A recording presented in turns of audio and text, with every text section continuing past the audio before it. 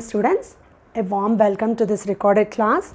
In the previous video I have explained you what are prepositions and I have also explained you different types of prepositions. Yes, now in this class let us learn a new topic. What is that? That is verbs. Okay, verbs are nothing but they are the action words. They are very important in our English grammar. Okay, especially a sentence does not exist without a verb. Without a verb, a sentence does not exist. What are verbs? A verb is a word used to express an action, event or state.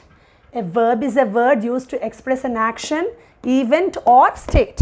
Let us take a few examples. That is, we also call it as an action word. Whatever work we do, we call it as verbs. Whatever work we do, we call it as verbs. Let us take a few examples here. The girl wrote a letter to her cousin. What did the girl do? She wrote a letter. She wrote a letter. So here wrote is the action word and it is a verb. Kolkata is a big city. There is a big city called Kolkata. So here is also a verb. Okay, next, Jacob walks in the morning. What will Jacob do?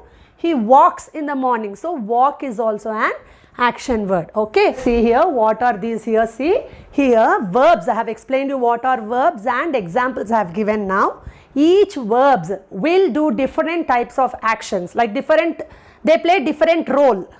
They play different role. Okay, see here different verbs have different forms to do, means what they play different role. They act in different way.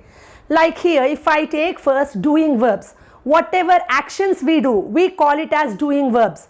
Whatever actions we do, we call it as doing verbs. Like what we'll do, we'll sing, we'll dance, we'll bath, we'll eat, we'll drink, we'll go to school. So these are all doing verbs. Whatever work we do, we call it as doing verbs. Next, what are being verbs? Being verbs means those people or things, they exist there. They are there. Like previously I have taken an example like Kolkata is a big city. So there is a big city called Kolkata. It is there. It is existing there. So I have used a being verb is. Okay. Like let me take an example like Savita is a girl. Yes, she is a girl. There is a girl called Savita. She is a girl. So this is a being verb. Let us take few such type of being verbs are. See, am, is, are, was, were, be, being, been. Okay. These are few being verbs. Now let me take other type of verbs, that is having verbs. Whatever things we have, we call it as having verbs. The things what we have, we call it as having verbs. Like I can tell I have a pen and she has a book with her. And like I can tell like Kusuma has a daughter. Like that. We can take few examples like this. Okay, so here what comes under having verbs? See here, has, have, had. Whatever things we have, we call it as having verbs. Next, what is that? Next one is saying verbs. How people and animals or things they say. Like if I take dogs, what they do? They bark, growl, howl. These are called as, what do we call it as? Saying verbs. Okay, like shouting, whispering. These are all few verbs which we use to show what we are saying, how we say, okay, how we express ourselves. Understood? Did you understand now what are these forms of verbs? Let me repeat now. See here. Doing verbs. Doing verbs show the action of people and things, what they do. Examples here, fly, swim, break, spill, dance, etc. Next, what are being verbs? Being verbs show that people and things exist. They are there. Examples here, am, is, are, was, were, be, being, been. Next is having verbs. Having verbs show what people and things have with them. What are few examples of having verbs? See here, has, have, had. Next, saying verbs. Saying verbs show how living or personified objects express themselves. How they express themselves. See here now, pigs grunt. Pigs, what they do? They grunt. Dogs howl, bark. Okay. And these are all we call as saying verbs. See here example, growl, shout, howl, whisper, say, call, cry, etc. Now let us learn about, now we have learnt what all things a verb can do. Now let us learn different kinds of verbs. See, there are 5 kinds of verbs, okay? There are mainly 5 kinds of verbs. Let us see what they are, okay? See, the first one is main verbs, or we also call them as principal verbs. We also call them as what? Principal verbs. Main verbs or principal verbs. Second one is auxiliary verbs, or we also call them as helping verbs. Auxiliary verbs or helping verbs. Next one is transitive and intransitive verbs. What is the third kind of verb? Transitive and intransitive verbs. Fourth one is finite and non-finite verbs. Fourth type of verb is what? Finite and non-finite verbs. Fifth one is regular and irregular verbs. What is the fifth kind of verb? Regular and irregular verbs. Okay students, now let us study about these type of verbs in detail. Yes students, now let us see the first type of verb, that is main verbs or principal verbs. Main verbs or principal verbs, okay, and we also call it as lexical verbs also. We can call it as lexical verbs also. And the main verb means what? Very important verb, and they denote what action a subject is doing. What action a subject is doing, that this main verb denotes, and it can stand alone, or it can be used with the helping verb also. With the helping verb also we will use this main verb, okay, and it can stand alone also. Okay, let me take few examples here. See, the horse neighs. So here neigh is the sound made by the horse. So neigh is the main verb. It is telling what the horse does. Okay, next, the monkey jumps. What does the monkey do? It jumps. The sun shines.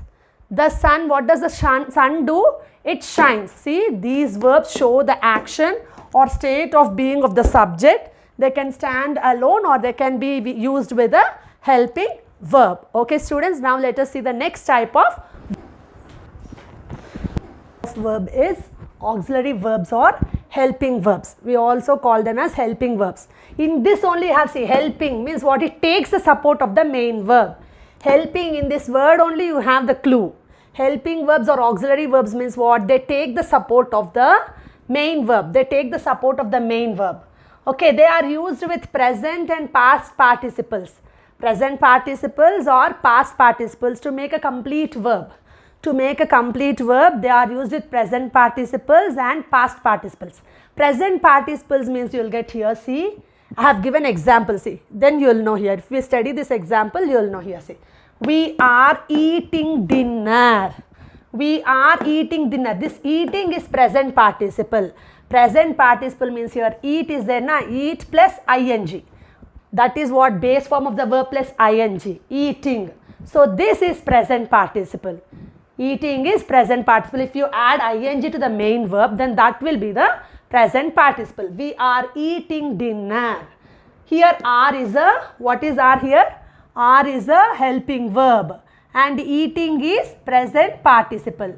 Are is a helping verb and eating is present participle. Next, the dog is chasing the cat. So is a helping verb and chasing is present participle form of the verb. Next, Rakesh has submitted his project yesterday. Here submitted is past participle form of the verb. Submitted is past participle form of the verb and has is a helping verb. So here are is taking the support of the present participle form of the verb, that is main verb. Is taking the support of the main verb chasing. Has is taking the support of the main verb submit. So like this, auxiliary verbs are nothing but they are helping verbs. They take the support of the main verb. Okay. So here again in your auxiliary verbs also you have two types, that is primary auxiliary and modal auxiliary. Let us study about it. Okay. Auxiliary words, that is primary auxiliary and modal auxiliaries. What are primary auxiliaries? They can act both as main verb or helping verb. They can act both as main verbs or helping verbs. Let us take few examples here. See, am, is, are, was, were, has, have, had, do, does, did. I have given examples here of primary auxiliaries, how they acted as both main verb or helping verb. See here, Roja is an actress. Here is not taking help of any other verb. So here is acting as a main verb. here is acting as a main verb. Whereas if I take mother is cooking, so this is taking the help of cooking, the verb cooking. So is taking the help of the verb cooking. So here in the first sentence is a main verb, whereas in the second sentence is acting as a helping verb. So we call these as primary auxiliaries. They act both as main verb or helping verbs in the sentence. Here in the first sentence Rosa is an actress, is acting as a main verb, and in the second sentence mother is cooking, here is acting as a helping verb. Okay, next is modal auxiliaries. Actually it's a very big topic. For today's class, let me just give introduction of this topic. In the next videos and all, I will do in detail what are modal auxiliaries and all. Okay, see here in this I will give only with the definition and examples. Okay, see here modal auxiliaries, they are used with the main verbs, means what, they are used as helping verbs only. They cannot stand alone. They take support of some other verb, that is main verb. They take the support of the main verb. Okay, and they are used to indicate likelihood, ability, permission, request, capacity, etc. Still so many are there. Okay, see here they cannot stand alone. They will take the help of the main verb. Okay, and they are used to indicate likelihood, ability, permission, request, capacity, etc. Okay, now here examples of these modal auxiliaries are will, would, can, could, must, shall, should, had better, have to, need, dare, etc. These are few modal auxiliaries. So in your auxiliary verbs you have two types, that is primary auxiliary and modal auxiliary. Now let us learn the next type of verbs. Okay. Let us see the next type of verb, that is transitive and intransitive verbs. What are transitive verbs here? Transitive verbs are the verbs where the action takes from subject to object. It denotes an action which passes over from the subject to object. Means what here? In the transitive verbs there should be object, compulsorily there should be an object. So from the subject to object the action takes place. So we call it as transitive verbs. Means here you should have subject, verb and object. So all these should be there. Then we call that verb as a transitive verb. Let me take example here. See, I have learnt my lesson. So here I is a subject, have learnt is verb, and my lesson is object. So here you have subject, verb and object. So the verb in this sentence have learnt is transitive verb. So the verb in this sentence have learnt is transitive verb. Next, the boy kicks the football. So the boy is subject, kicks is verb, the football is object. So here in this sentence also have subject, verb and object. So the verb kicks is a transitive verb. Okay, now let us see the next type of verb, that is intransitive verb. It does not require any object. It does not require any object. Like we can tell the baby sleeps, the boy cries, okay, they jumped, the dog ran, pigs grunt. These are few examples of intransitive verbs. Birds fly in the sky. Here subject is there, verb is there, but in the sky is not object. In the sky is not object. So here fly is again intransitive verb. It does not require any object. They jumped. Where did they jump? How did they jump? There is no object only. They jumped. The dog ran. Here there is no object. Pigs grunt. No object. So we call this as intransitive verbs. Okay, now let us see the next kind of verb is finite and non-finite verbs. The other type of verbs are finite and non-finite verbs. What are finite verbs? They change their forms when there is a change in the number or person of the subject. Number means what? Whether it is singular, if the subject is singular, then the verb changes. If the subject is plural, verb changes. Okay, and based on the tense also the verb changes. So such forms we call it as finite verbs. Such verbs we call it as finite verbs. Here I have given example. See, she was waiting in the room before he came in. Here the subject she is what? Singular. So was waiting I have used here. When the subject changes here, they were waiting in the room before he came in. Here as the subject changed, here the verb also changed. The form of the verb changed. So we call it as finite verbs. The form of the verb changes with the change in the subject, that is the number or the person of the subject. With the change in the number or the person of the subject, the verb changes. Person means like first person, second person, third person pronouns, whereas number means singular or plural. So with this change, what happens? The verb changes. So such type of verbs we call as finite verbs. Next is non-finite verbs. They does not change their form with the change in the number or person of the subject. They does not change. These verbs does not change. Actually, this non-finite verb also, you have three types of non-finite verbs, that is infinitive, gerund and participle. So it is a very big topic. So regarding that, I will do in the further videos. Okay, in the further videos I will do about that. I will discuss about different types of non-finite verbs. As per today's topic, just I gave the introduction of these non-finite verbs. They does not change their form when there is a change in the number or person of the subject. So now here, see here, I want to drink water. Example of the non-finite verbs here. I want to drink water. See here, I want to drink water. So where you use to infinitive form of the verb, that is infinitive form of the non-finite verb, then there should be definitely one finite verb. Where you use to infinitive, not all the places, where you use to infinitive, there. See, I want to drink water. So to drink doesn't change with the number or person of the subject. So this is non-finite verb, whereas want is finite verb. See, she was depressed to hear the news. To hear is non-finite verb and was depressed is the finite verb. Okay students, now I have explained you what are finite and non-finite verbs. Now let me explain the last kind of verb. Okay students, now let us see the last kind of verbs in this. What are they? Regular and irregular verbs. Regular and irregular verbs. What are regular verbs here? They form their past and past participle forms by adding D or ED.